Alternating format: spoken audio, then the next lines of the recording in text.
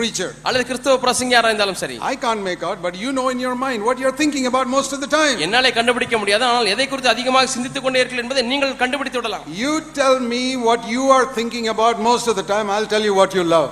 நீங்கள் எதை அதிகமாக சிந்திக்கிறீர்கள் என்று எனக்கு சொல்லுங்கள், நீங்கள் எதை அதிகமாக நேசிக்கிறீர்கள் நான் உங்களுக்கு சொல்கிறேன். You tell me what you think about most of the time, that is your God, whether you know it or not. உங்களுக்கு தெரியுமோ இல்லையோ அதிக நேரம் எதை குறித்து யாரை குறித்து சிந்தித்துக் கொண்டே இருக்கலாம், அதுதான் உங்களுக்கு தேவனாய் இருக்கிறது. If you're thinking about sexual pleasure most of the time, sexual pleasure is your God. உங்களுடைய பாலியல் உறவினுடைய சந்தோஷத்தை குறித்தே எண்ணிக்கொண்டிருப்பீர்கள் என்று சொன்னால் அதுதான் உங்களுக்கு தேவனாய் இருக்கிறது. If you think of money most of the time, that is your God, whether you know it or not. உங்களுக்கு தெரியுமோ தெரியாதோ அதிக நேரம் பணத்தை குறித்தே சிந்தித்துக் கொண்டிருக்கிறீர்களா இருந்தால் அதுதான் உங்களுக்கு தேவன். We think most about what we love the most. நாம் எதை அதிகமாக நேசிக்கிறோமோ அதை தான் அதிகமாக சிந்திப்போம். If you think about food all the time, that's your God. எப்பொழுது பார்த்தாலும் சாப்பாடு எண்ணிக்கொண்டே இருப்பீர்கள் என்று சொன்னால் அதுதான் உங்களுக்கு தேவன்.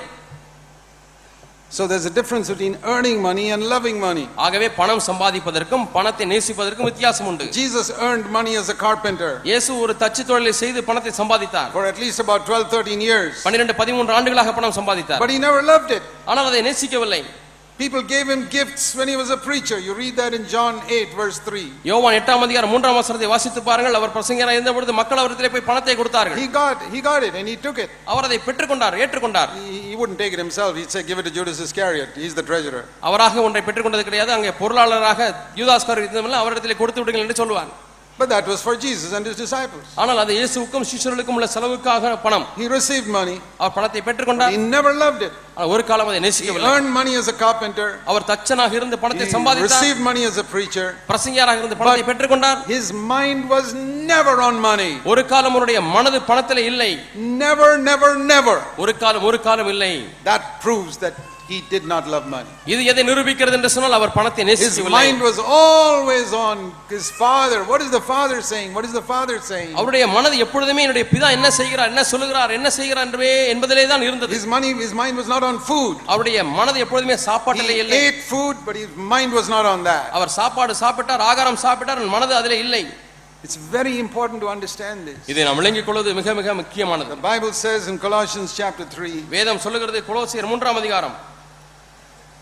If you then be risen with Christ, கிறிஸ்துவுடனே கூட நீங்கள் எழுந்ததுண்டானால், verse 1 and 2, set your mind on the things that are above, not on the things of earth. பூமியிலே உள்ளவைகளிலே மேலானவைகளிலே உங்களுடைய மனதை வைத்துக் கொள்ளுங்கள் என்று பார்க்கிறோம். Verse 2.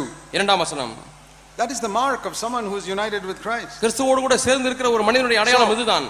Here is a command of Jesus, Matthew 6:24. மத்தேயு 6:24 இயேசுனுடைய ஒரு கட்டளை இங்கே இருக்கிறது.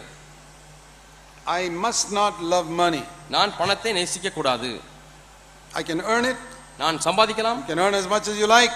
எவ்வளவு வேண்டுமோ அதை சம்பாதியுங்கள். Don't let your mind be on it. ஆனால் உங்களுடைய மனது அதிலே போய் விடாதபடிக்கு காத்துக் கொள்ளுங்கள். Must be on God. உங்களுடைய மனது தேவனிலே தான் இருக்க வேண்டும். Now when I listen to that, நான் இதை கவனிக்கும் பொழுது, கேட்கும் பொழுது, and if I think, நான் இப்படி எண்ணுகிறேன் என்று வைத்துக் கொள்வோம், I know better than God. தேவனை காட்டிலும் எனக்கு